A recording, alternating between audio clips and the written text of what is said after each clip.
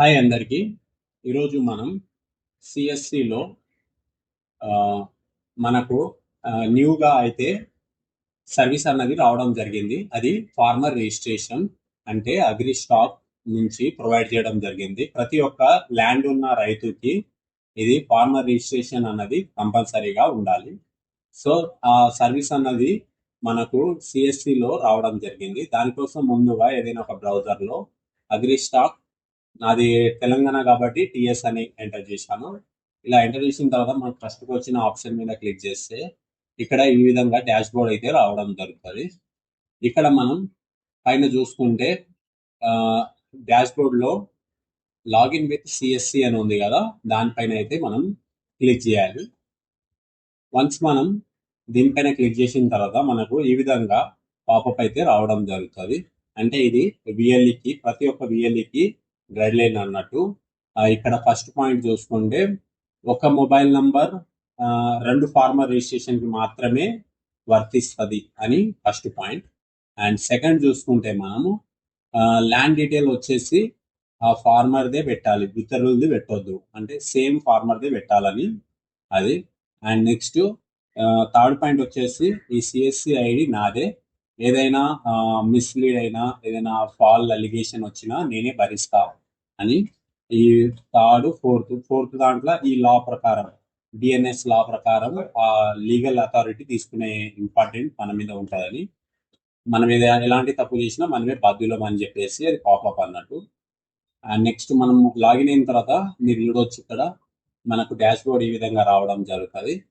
And ఇక్కడ ఈ dash బోర్డ్లో మనం ఓటీపీ ద్వారా కూడా చేయొచ్చు, ఐదర్ బయోమెట్రిక్ విధానంతో కూడా ఫార్మర్ రిజిస్ట్రేషన్ అన్నది చేయవచ్చు. సో దీనికోసం మీరు ఇక్కడ చూసుకుంటే, ఫర్ ఎగ్జాంపుల్ ఎవరైనా ఒక కస్టమర్ది నేను ఆధార్ నంబర్ ఎంటర్ చేస్తున్నాను. ఫర్ ఎగ్జాంపుల్ చూడండి, మనం ఆధార్ నంబర్ ఎంటర్ చేసి సైడ్కి ఎక్కడైనా ఒక దగ్గర క్లిక్ చేస్తే మనకి ఈ విధంగా ఓటీపీ అన్నది రావడం జరుగుతుంది. ఆ పర్సన్ ఆధార్ నంబర్కి సంబంధించిన ఓటీపీ అది ఎంటర్ చేసి మనం వెరిఫై చేయాలి. వచ్చిన ఓటీపీని ఎంటర్ చేసి వెరిఫై చేసిన తర్వాత మనకు నెక్స్ట్ కాంటాక్ట్ డీటెయిల్స్ ఫిల్ చేయమని ఆప్షన్ వస్తుంది. ఇక్కడ మన contact detail, email ID optional ఉంది. ఈమెయిల్ ఐడి మన ఇష్టం, మనకు కావాలనుకుంటే పెట్టుకోవచ్చు లేదా లేదు.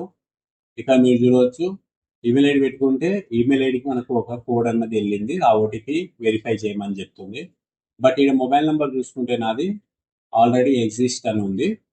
సో ఈ మొబైల్ నంబర్ మీద కస్టమర్ ఆల్రెడీ చేసి ఉన్నారు. సో ఇది ఈ మొబైల్ నెంబర్ కాకుండా వేరే నెంబర్ పెట్టండి, అప్పుడు ఓటీపీ వస్తుంది.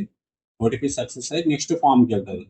నెక్స్ట్ ఏం లేదండి, సింపుల్. ఈ విధంగానే మనకు ఓటీపీ వెరిఫై చేసిన తర్వాత ఫార్మర్ నేమ్ అడుగుతుంది, వాళ్ళ మండల్, డిస్టిక్ అడుగుతుంది, ఆయన ల్యాండ్ ఎంత ఉంది, ల్యాండ్ ఎంటర్ చేయమంటుంది, ల్యాండ్ డీటెయిల్స్ అవన్నీ ఎంటర్ చేసి మనకు లాస్ట్లో సబ్మిట్ ఆప్షన్కి కూడా ఫార్మర్ది ఓటీపీ అడగడం జరుగుతుంది. అది ఓటీపీ సబ్మిట్ చేసిన తర్వాత మనకు ఫార్మర్ రిజిస్ట్రేషన్ ఐడి అని ఒకటి ఐడి అయితే జనరేట్ అవ్వడం జరుగుతుంది, సక్సెస్ఫుల్గా జనరేట్ అవ్వడం జరుగుతుంది. ఆ విధంగా జనరేట్ అయిందంటే మీ ఫార్మర్ రిజిస్ట్రేషన్ అన్నది సక్సెస్ఫుల్గా కంప్లీట్ అయిందని అర్థం. ఇదే విధంగా సింపుల్ సింపుల్గానే ఉంటుంది ఫామ్ ఫిల్లింగ్ అంతా కూడా. మీరు ఒకసారి వాళ్ళు అడిగే డీటెయిల్స్ మాత్రం ఎంటర్ చేసుకుంటా వెళ్ళండి, ఆటోమేటిక్గా మీకు ఫామ్ ఎలా ఫిల్ చేయాలన్నట్టు కూడా అర్థమవుతుంది. ఇదే అండి మనకు సిఎస్సిలో వచ్చిన న్యూ అప్డేట్.